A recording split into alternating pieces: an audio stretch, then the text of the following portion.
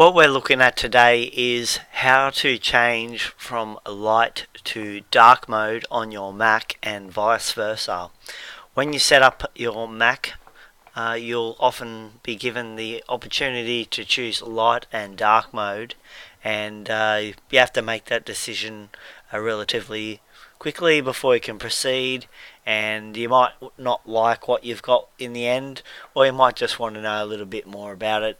There's an easy way to change from light to dark mode, and we'll just show you right here. So we go down into System Preferences, and then we'll go up into General, and here we are, light and dark mode. Now I'll just open up one of the Finder windows here, just so you can be shown how it may look, but you'll see it here as well. We're in dark mode currently, and when we switch to light mode, we can see everything's nice and bright.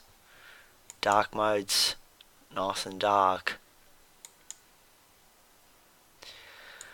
So there's a lot of different options down here, but we're not going to worry about these at the moment. What we're just concentrating on is the light and the dark mode. I personally like the dark mode, but light mode's not too bad.